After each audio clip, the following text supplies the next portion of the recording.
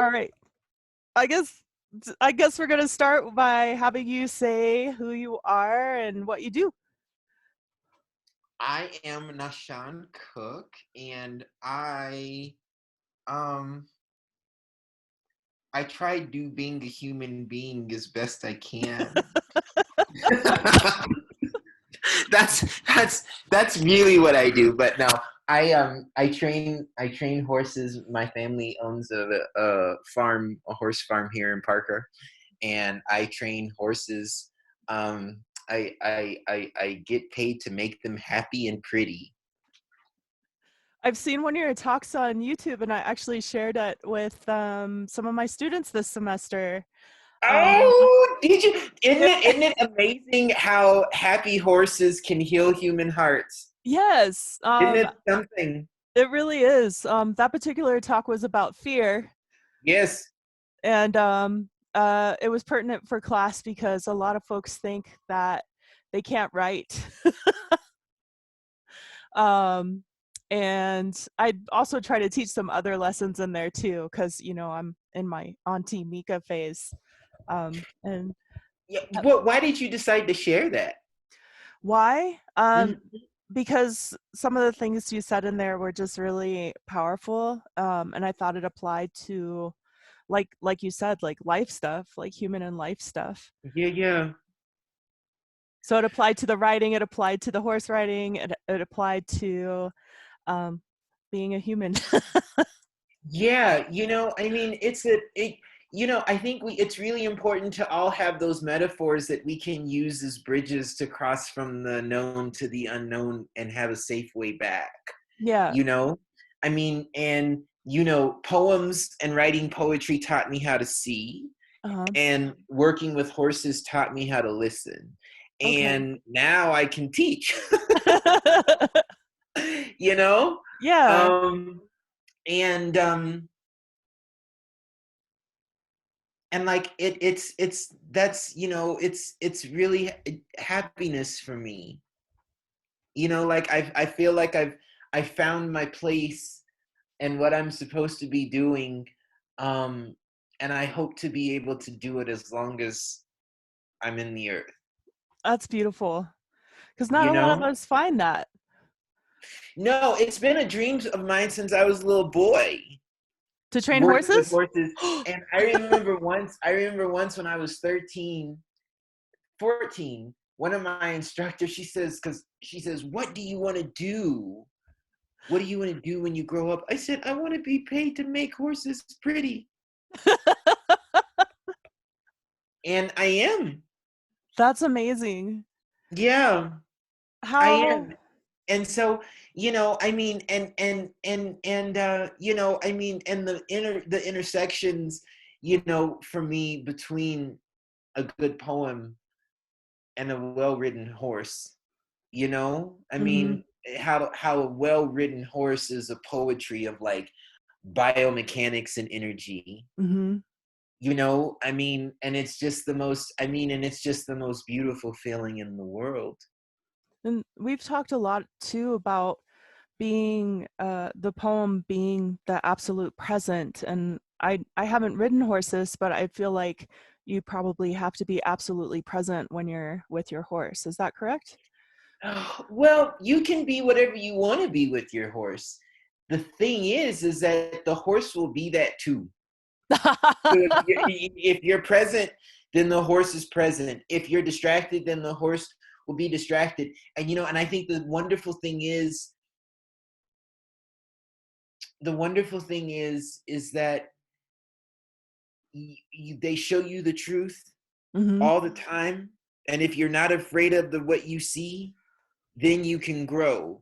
Like, they are masters of teaching, like, self-reflection and self-criticism Uh-huh. and forgiveness and positive change.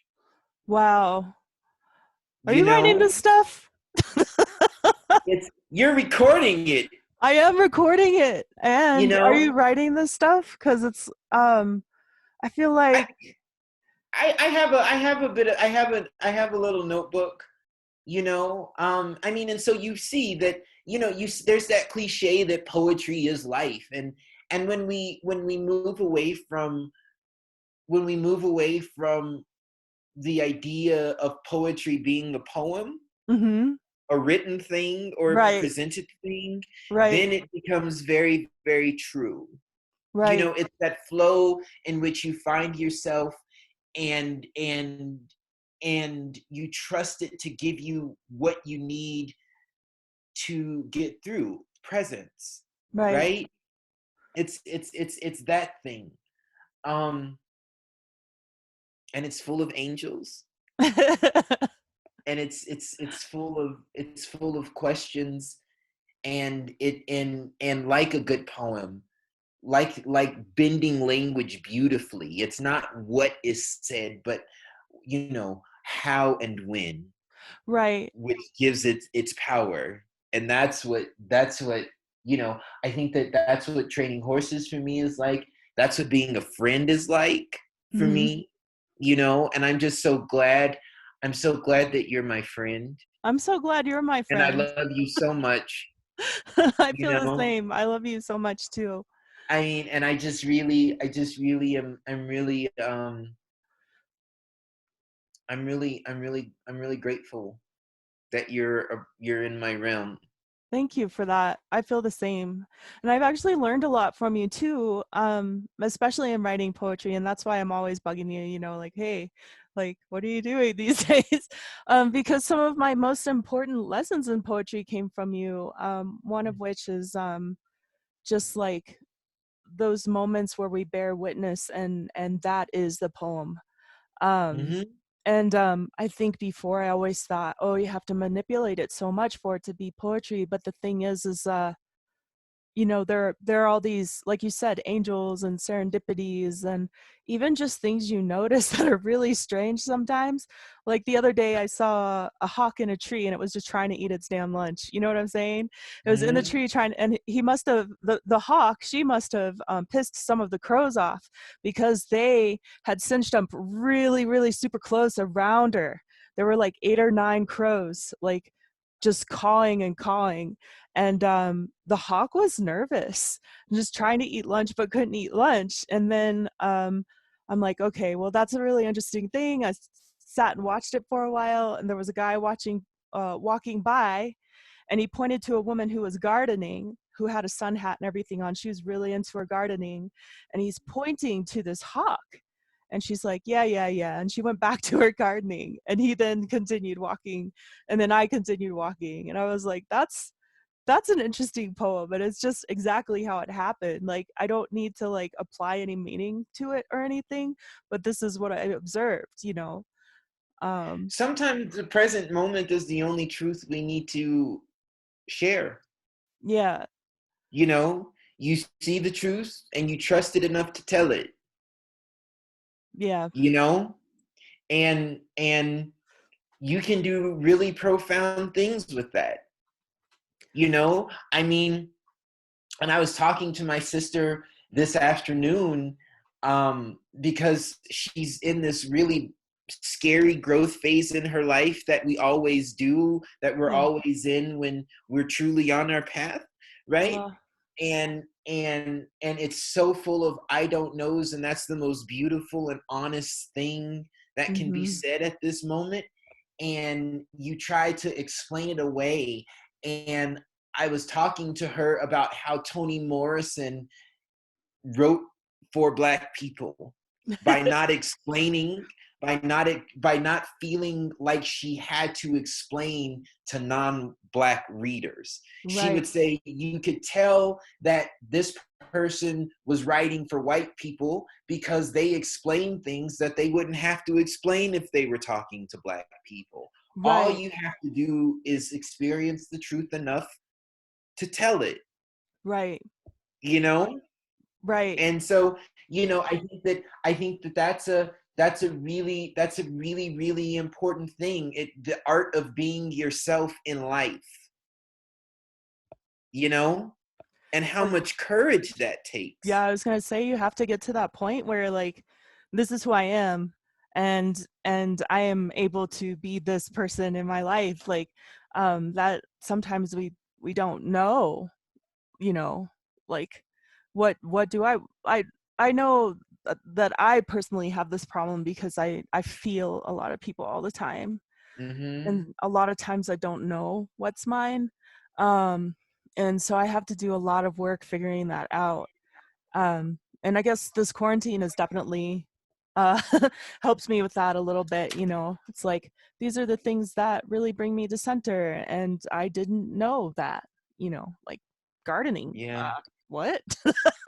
Never done that before, but it feels really good. And like, um, uh, playing a musical Well, instrument. that's like the Bob Dylan song, right? Which That's like the song? Bob Dylan song. May God bless and keep you always.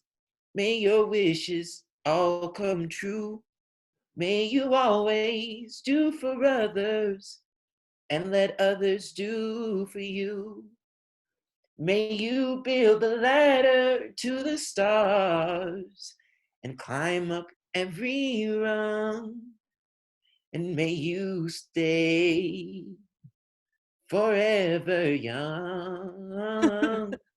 And may you stay forever young.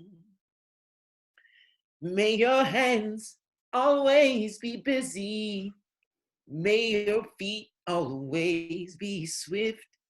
May you have a strong foundation when the winds of change shift. May your heart always be joyful, and may your song always be sung, and may you stay forever young, and may you stay forever young. Right? I'm gonna have to learn that song now. Like, that's what it's about. May your hands always be busy. Mm, May your feet always be swift. May you have a strong foundation when the winds of change shift. mm, And out of that, may your heart be joyful. And right. may your song always be sung from where you are, right? Mm-hmm. And from where you are blossoms who you are.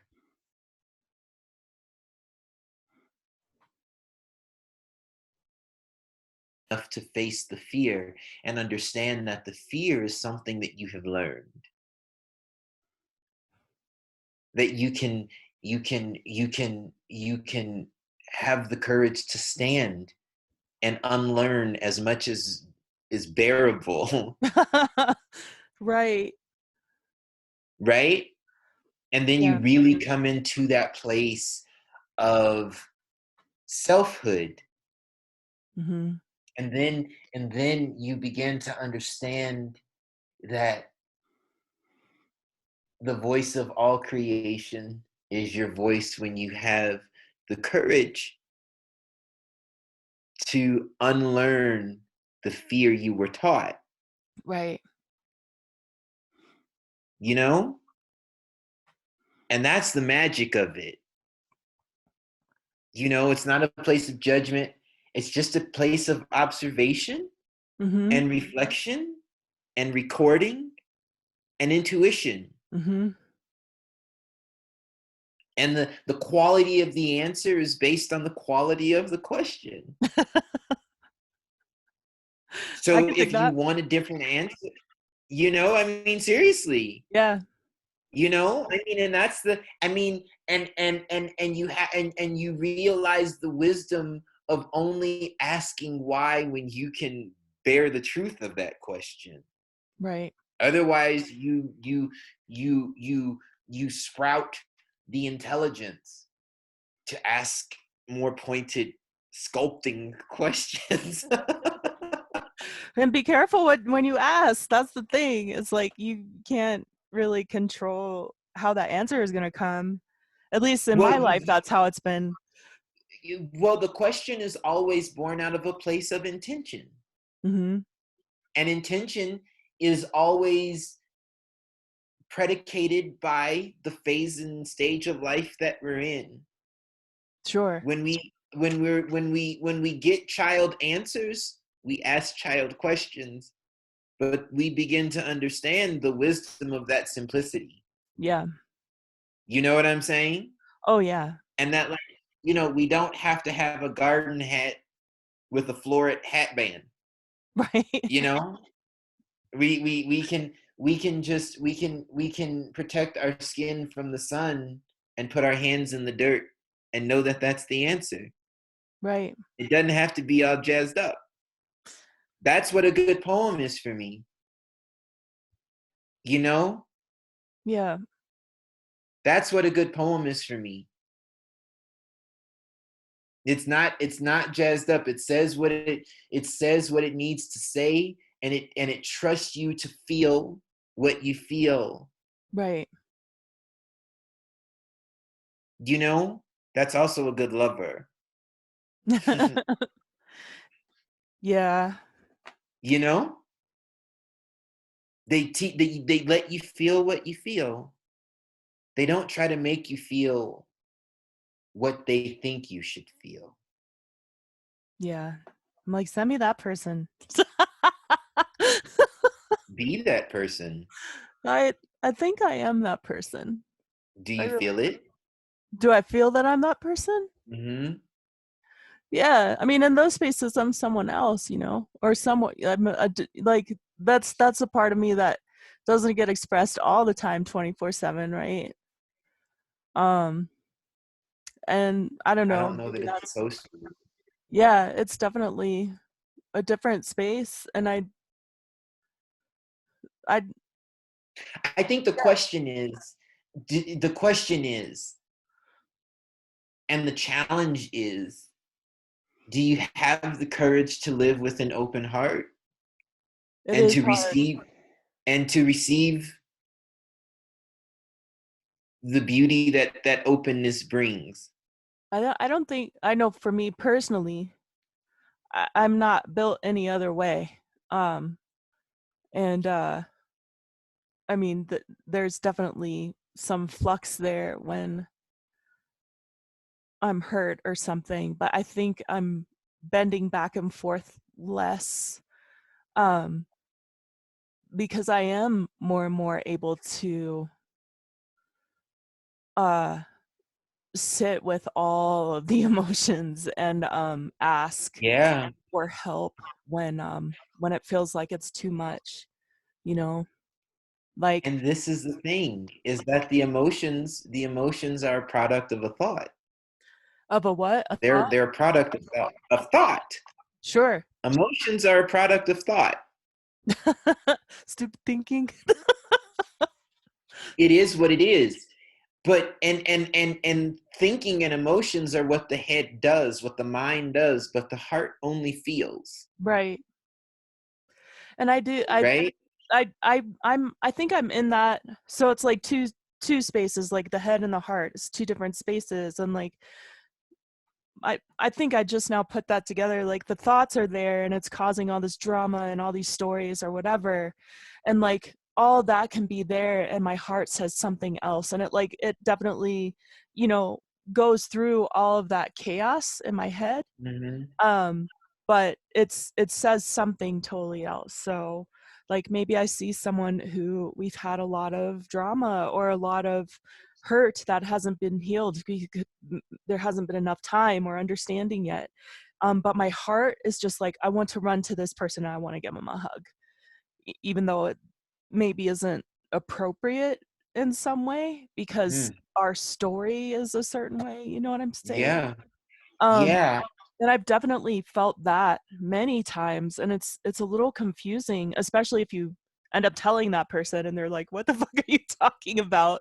Like, we have this Yeah. story, and it's a messed up story or whatever it is, but I'm like, but my heart says this is how I feel and this is what I want to do when I see And you. that's where boundaries come in. Yeah, You boundaries. know, I'm learning a lot about. that's where boundaries come in, and understanding that boundaries are a really beautiful expression of love. Yep. I can love you, but you don't have the permission to hurt me Right. anymore. I just told someone that this person is a little bit young, and they were talking about their feelings of what love looks like. And I've heard these stories before, and I've had these stories too about, like, you know, the people who love you don't leave. But that's the thing, is sometimes we do leave because we love somebody. Mm-hmm. Because That's the most loving thing to do. Yes, and yes. that's one of the hardest, yeah, it's the hardest, one of the hardest things to do, but it's also really important a lot of the times. It's just like, I love you and I need to leave you because of these things, whatever they are, right? Um, because me being there isn't helping. It isn't good for you. It isn't good for me, you know. Mm. Um, and that is hard, because yeah, that's the story. It's like, if you love someone, you need to be there all the time. So this is the thing, love without the love story is love. Hmm. Love with the love story is ego. Right, right. And I'm not immune to it. In our lives fall short in really expressing ourselves to the fullest, is getting stuck on the love with the love story, Right. and understanding and moving through. And you see it with horses, you see it with poetry, and you see it with poets, you see it with people who feel like they have to be a certain way to do this certain thing. Sure. That's the love story. And what the love story is the product of is the fear of being alone. Right.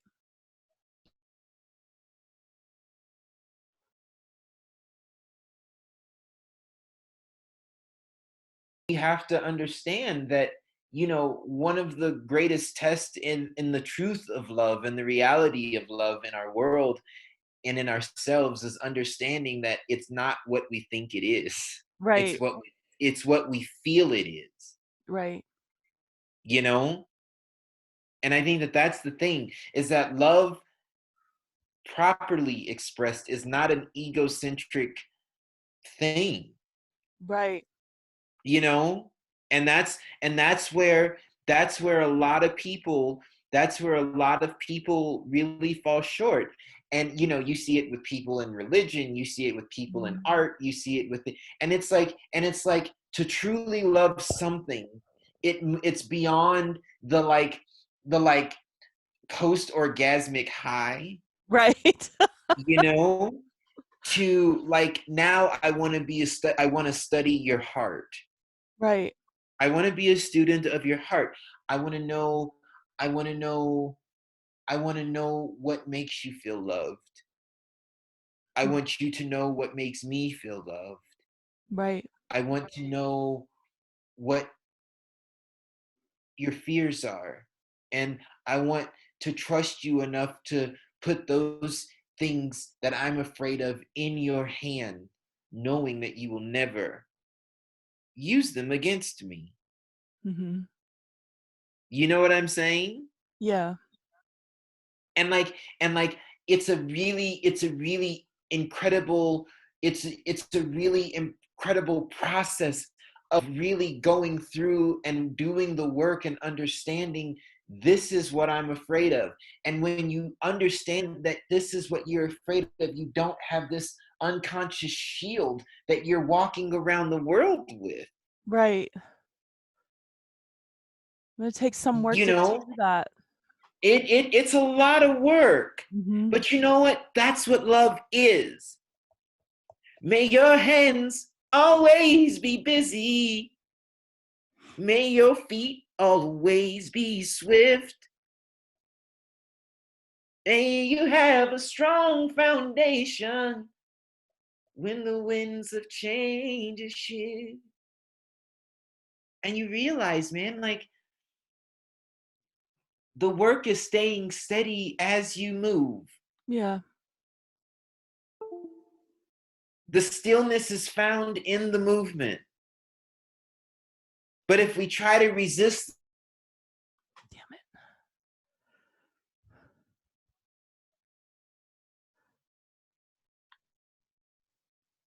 it's one of those things where you just have to, you have to trust the steps, Right. I you want to know? I want to pause for a second cuz your internet is going on and off a little bit, so I lost a little of that. Um Oh, yeah. well, we can keep going. It'll come if Yeah. it's supposed to. This is the joy of living in rural Colorado. My God, it's everything out here is beautiful except the internet connection. I noticed you keep looking at the window, like looking out the window. Yeah, look, this is Woo! and look at that. Oh wow. Yeah. Yeah. And That's then awesome. this is the view of the mountains from my room. Oh, that's beautiful. That's Isn't that awesome. incredible? Then there's even like the Yeah. postcard windmill in the background. Yeah, that's my neighbor's windmill. Yeah, yeah, yeah. That's really great. Yeah. It's something, like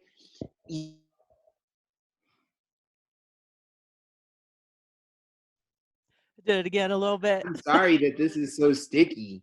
That's okay. I keep pausing it when it happens and unpausing as quickly as possible. Oh, okay. Yeah, sure, sure, sure. Yeah, no, but this is something. This is Yeah. something. What else should we talk about? I don't know. I just knew I wanted to talk to you. Like I have a list of folks. I want to do at least 21 of these before making my next step. And just yeah, it's a way for me to connect with folks and also like just there are certain conversations I definitely want to be in and so yeah, I'm just trying to focus on those. I don't know if that was fuzzy as what. No, it's good. It's good. It's good. How's your heart?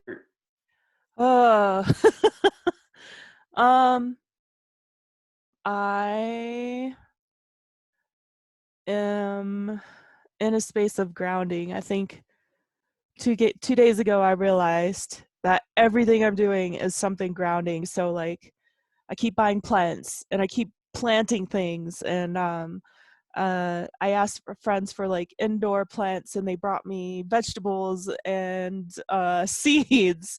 So I'm about to plant a garden. The And work. huh? The work. The Yeah. work. I'm just like, The why? work.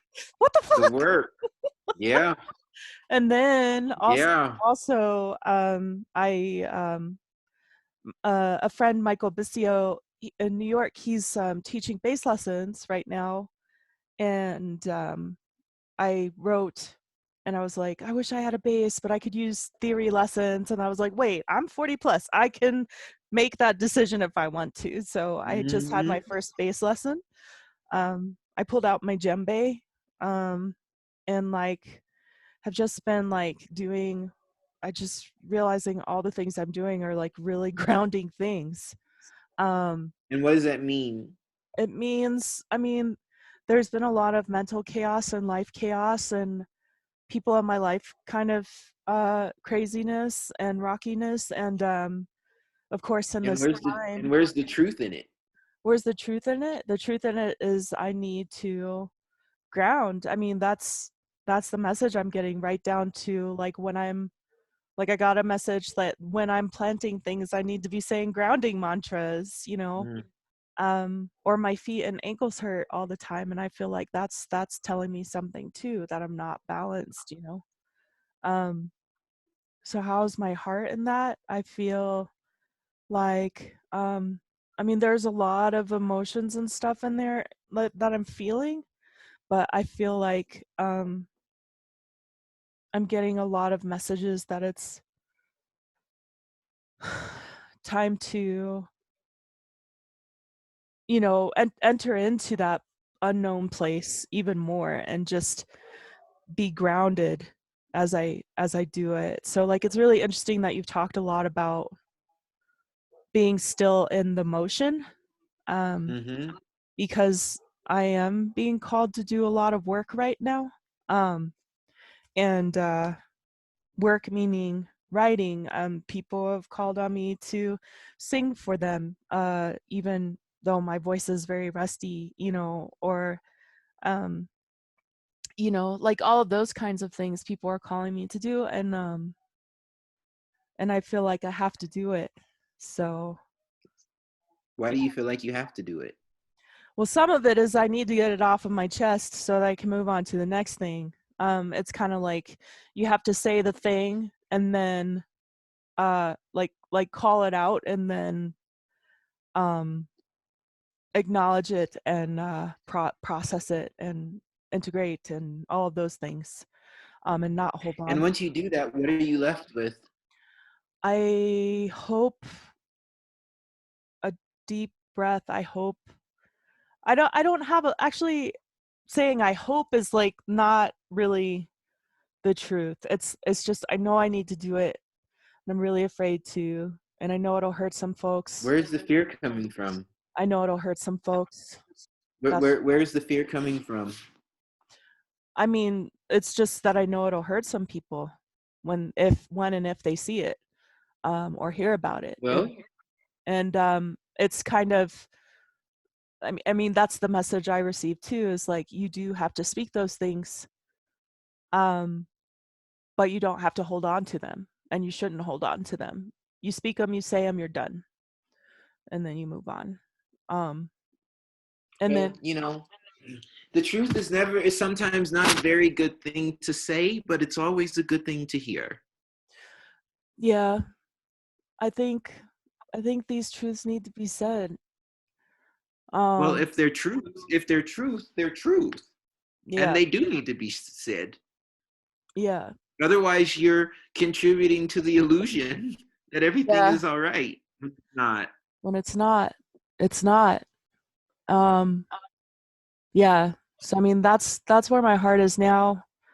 I think I went through a long period of avoidance with that. Um, That's understandable for sure. Yeah. yeah. Uh, and that's hard too to admit. Um, because it involves other people. Why? Because it involves other people.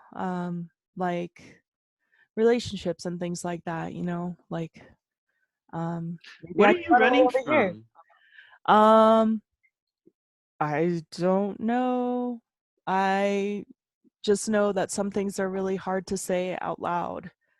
Um, and I've kept quiet about a lot Why? of things for a really long time. And I I think what happened is I had a dream, and someone appeared in the dream whose secrets my family carries. And the way this person appeared in my dream, I woke up and I was like, oh, fuck no, it's on now. Like, I have to say something now. You appeared in my dream in this way, and like, I have to. I have to talk about it now. I can't keep your secrets anymore. I can't keep your secrets for you, and no one can, and no one should. Um, and it's not like a vengeful thing, because this person, you know, is going through their own stuff and like has done probably at least as much good as well. Um, and I feel that um, the ripples of the things that were done still exist in even my body, even though I didn't directly experience it. And Mm-hmm.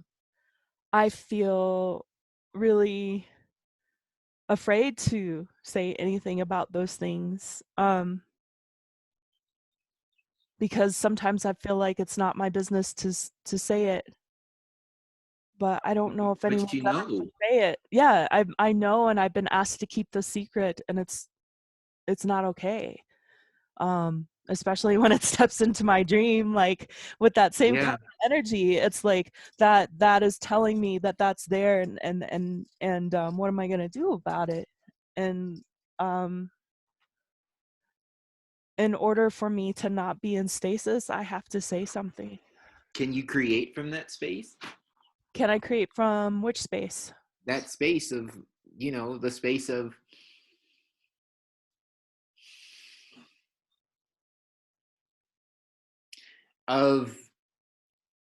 deciding not to hold the secret anymore. Can you make art out of it? I am. Good.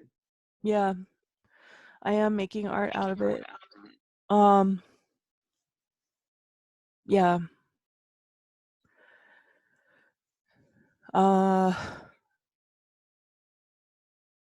and yeah, it's, Is it healing the hurts?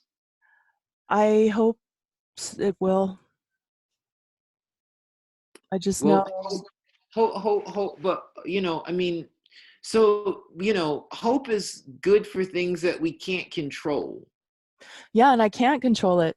I can't control once you create something and you let it go, you can't control what other people's perceptions or reactions are going to be to that thing.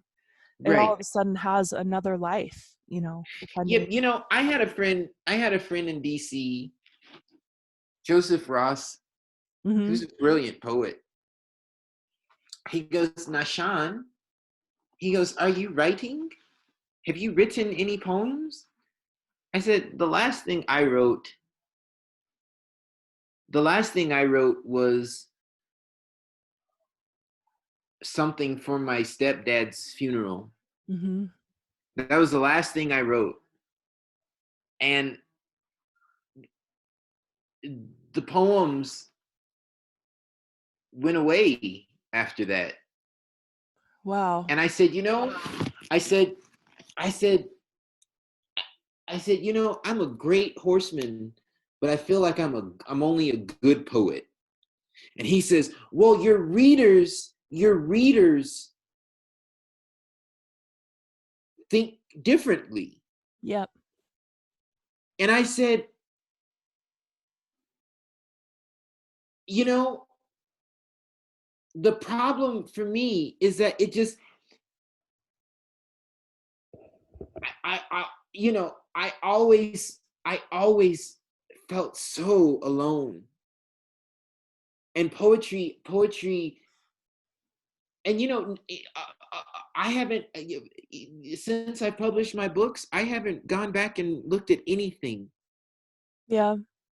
because it's like it's a different world, and I was wrestling with those things, and I don't want to release those words back into my world, I can dig that. you know and it's like and I didn't, I mean, and the physicality and the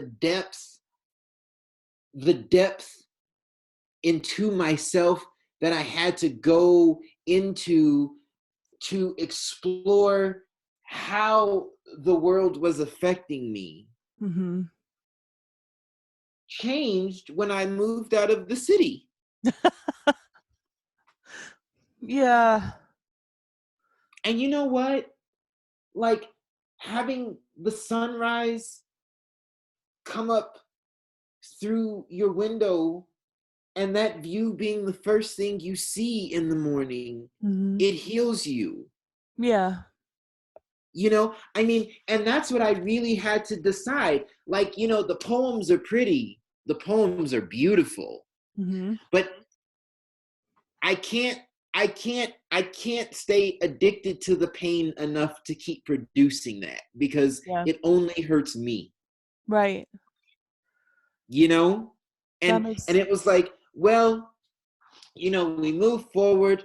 The second book, the last book, Communion, no, The Killing Fields, the second Killing Fields was nominated for a Lambda Literary Award.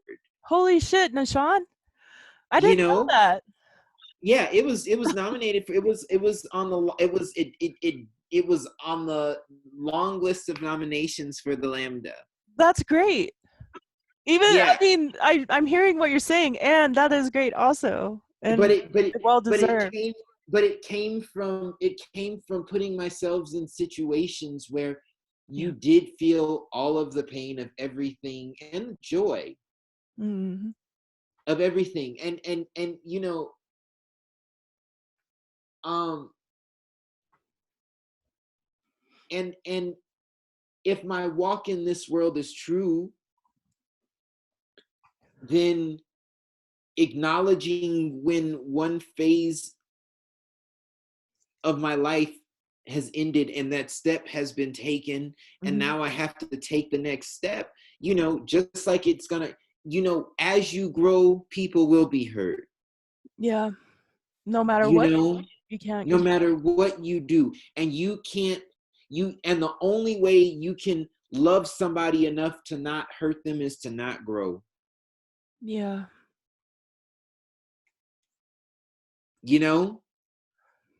And then we come to Kenny Rogers. You gotta know when to hold up, know when to fold up, know when to walk away, know when to run. Yeah. Sometimes you really gotta run. You gotta haul ass. You gotta haul ass. You do. And what you also have to do, there's a story in the Bible about Elijah when the prophet Elijah came. He passed the young man Elisha in the field, and he was tilling his parents' field, Uh-huh. and he knew that his next step was passing down the road, and that if he didn't take it, then he'd never get this opportunity again. So he burned the ox. Wow.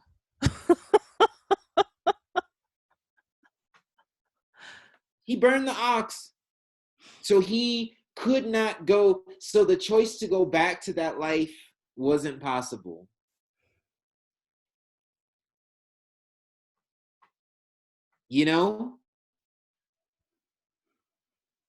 And like, that's really what a spiritual walk in the world really is. Not a religious one, but it's understanding that, God damn it, like sometimes you only get one chance to take the next step. And if you don't take it, you never see what you could have been. And you have to understand that as you grow, people fall off. Yeah. And it hurts you more than it hurts them. Because here you are living what has been shown to you. And you begin to understand that because more people don't do that, you're alone. Yep. And then you begin to understand why more people don't do it. Yeah. What was it? Ram Dass has a story about seeing his guru and asking him about spirituality, and he said, "Run." Yeah. I mean, What's your advice? Run. but you're only left with two choices. Right. Either knowing who you truly are or not. Mm-hmm. And you only have so much time. Right. You only have so much time. And so when we're able to get past the emotionalism of it, when we're able to get out of our heads and go with the feel and know that, Bob Marley, children, you should know and not believe, when we get past the belief and we know that this is what we have to do regardless of what the outcome is. Right. That's the thing. It's like do the thing. Like even now I'm like thinking about it, I'm like, oh, I shouldn't do it. But I know I have to. Well, Like, because you're the only one who's suffering. ah. And as long as it's on your mind like that, you're its slave. Yeah. I'm going to see if I can find it. Toni Morrison, in A Source of Self-Regard. Let me see if I can find the book. She wrote something about it where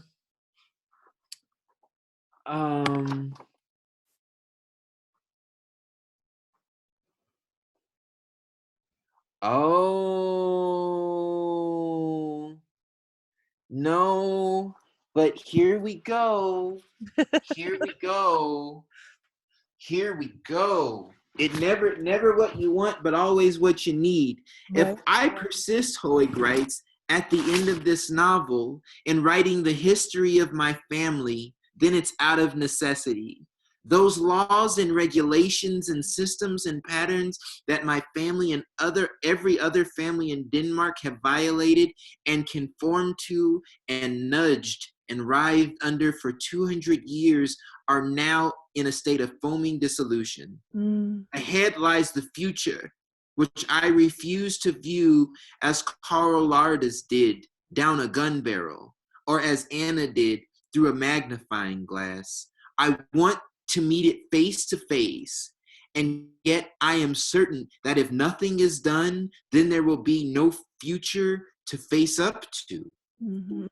Since although most things in life are uncertain, the impending disaster and decline look like a safe bet, which is why I feel like calling for help. And so I have called out to the past.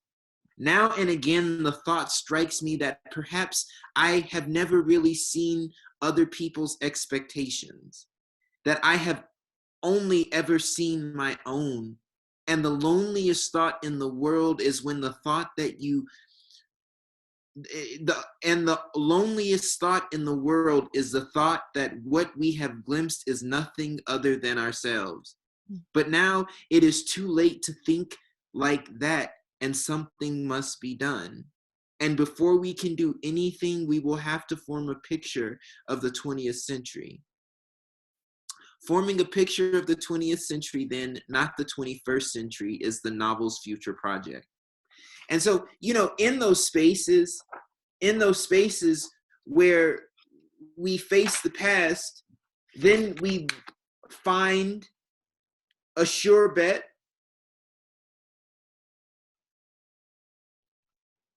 of a possible future. Yeah, I can dig that. And it's really important. But there is something in here that she wrote.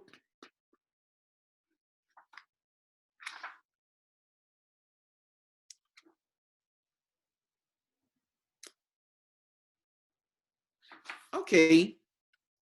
Have you read her Nobel speech? I haven't. I will though now. Every one of these, there's always homework for me, so that's great. I'm going to go through it. Okay. I'm going to go through it. This is my New Year's present to you. Thank you. Once upon a time, there was an old woman, blind but wise. Or was it an old man, a guru perhaps, or a griot soothing restless children? I have heard this story, or one exactly like it, in the lore of several cultures. Once upon a time, there was an old woman, blind, wise. In the version I know, the woman is the daughter of slaves, Black, American, and lives alone in a small house outside of town. Her reputation for wisdom is without peer and without question. Among her people, she is both law and its transgression. Mm. The honor she is paid and the awe in which she is held reach beyond her neighborhood to places far away, to the city where the intelligence of rural prophets is the source of much amusement. One day, the woman is visited by some young people who seem to be bent on disproving her clairvoyance and showing her up for the fraud they believe she is. Their plan is simple. They enter her house and ask the one question, the answer to which rides solely on her difference from them, a difference they regard as a profound disability, her blindness. They stand before her, and one of them says, "Old woman, I hold in my hand, a bird. Tell me whether it is living or dead." She does not answer, and the question is repeated. Is the bird I am holding living or dead? Still, she does not answer. She is blind and cannot see her visitors, let alone what is in their hands. She does not know their color, gender, or homeland. She only knows their motive. The old woman's silence is so long, the young people have trouble holding their laughter. Finally, she speaks in her voice, and her voice is soft but stern. I don't know, she says. I don't know whether the bird you are holding is dead or alive.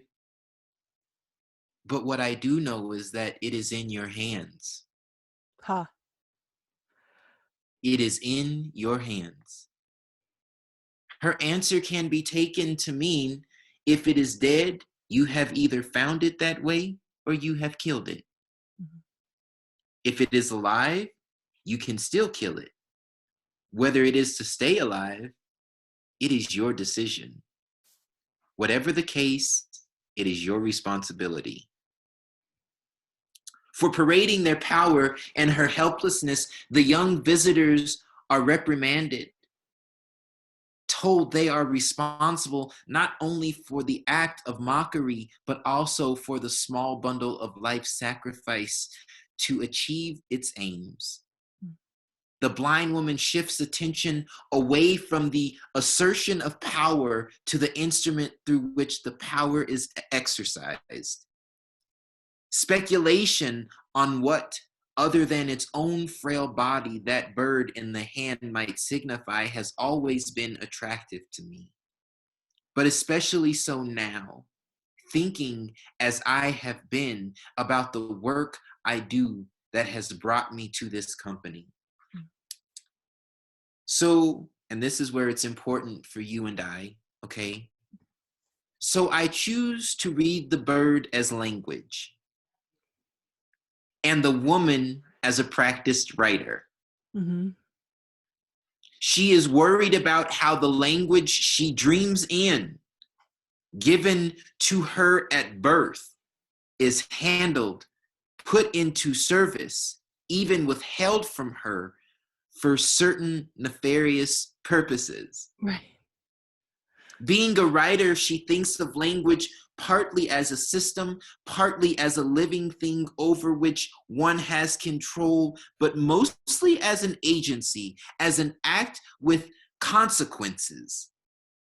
So the question to the children put to her, is it living or dead, is not unreal because she thinks of language as susceptible to death.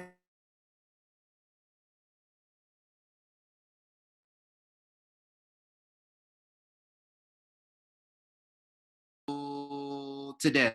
Yep. Poop. Start as susceptible to death, erasure, certainly imperiled and salvageable only by an effort of the will. Mm. She believes that if the bird in the hands of her visitors is dead, the custodians are responsible for the corpse. For her, a dead language is not only one no longer spoken or written, it is unyielding language, content to admire its own paralysis. Like status language, censored or censoring, ruthless in its policing duties. It has no desire or purpose other than maintaining the free range of its own narcotic narcissism, its own exclusivity and dominance. However, it is not without effect, for it actively thwarts the intellect, stalls conscience, suppresses human potential. Unreceptive to interrogation, it cannot form or tolerate new ideas, shape their thoughts, tell another story, feel baffling silences. Official languages smithered to sanction ignorance and preserve privilege is a suit of armor polished to a shocking glitter, a husk from which the night departed long ago. Yet there it is, dumb, predatory, sentimental, exciting reverence in school children, providing shelter from despots, summoning false memories of stability, harmony among the public. I'm going to move forward a little bit to this.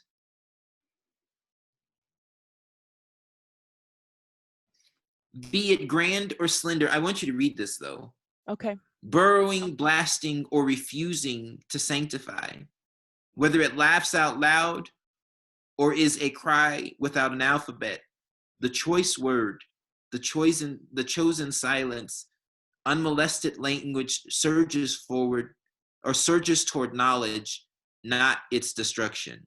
Again, be it grand or slender, burrowing, blasting, or refusing to sanctify, whether it laughs out loud or is a cry without an alphabet, the choice word, the chosen silence, unmolested language surges toward knowledge, not destruction.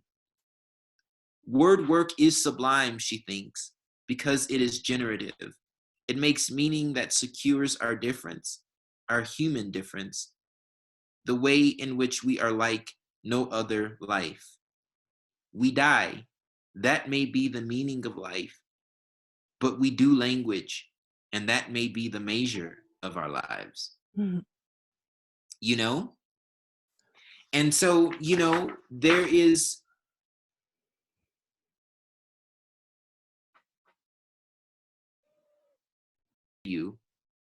Meditation. Yeah, I think it'd be a beautiful meditation for you. Don't tell us what to believe or what to fear. Show us belief's wide skirt and the stitch that unravels fear's call. You, old woman, blessed with blindness, can speak the language that tells us what only language can. How to see without pictures. Language alone protects us from the scariness of things with no names. Mm-hmm. Going right back to that. It needs to be called, it needs to be said. Yeah. It needs to be named. And it needs to be set free. It needs to be set free. Yep. Yes. It needs to be set free. Yep. If it's coming to you, you can't be the casket. I'm not going to be the casket. I can't. Yeah. Because, you set it free and you then are free of it. And your feet are firmer on the ground. Yeah. My hope, I do have a hope there, is that it will set all the other parties that are involved free too. What is the opposite of hope? I don't know. What is the clarity? Clarity. Clarity. Not feel good. Right. This is what the fuck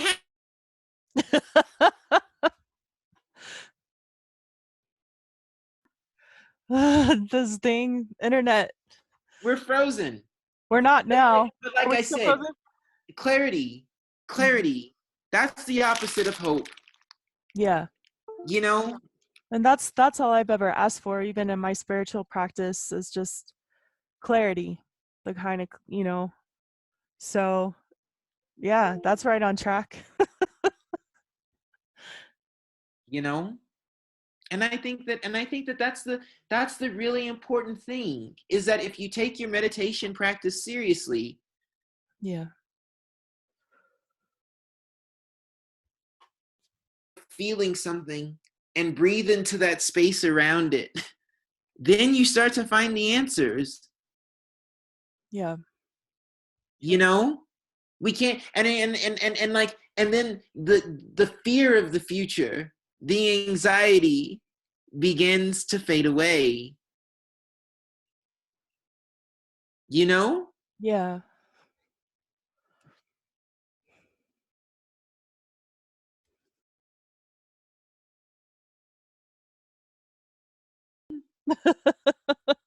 We're frozen.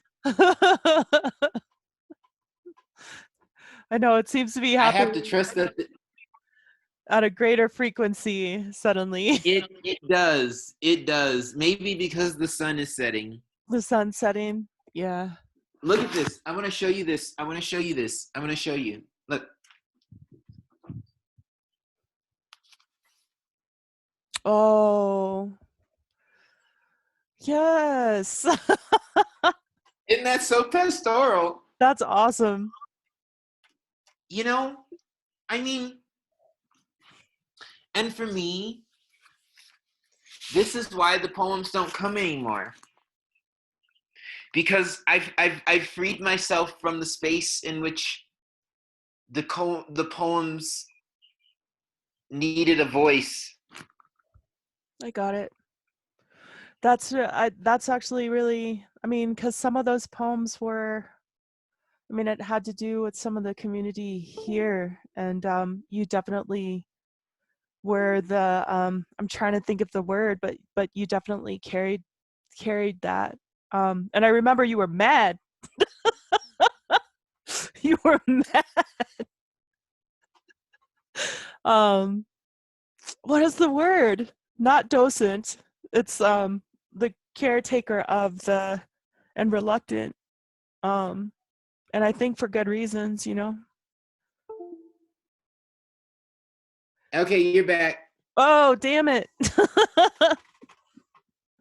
I was But yes, sitting. I was mad. I was upset.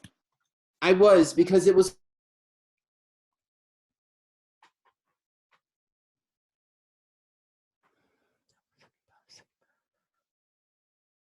All right.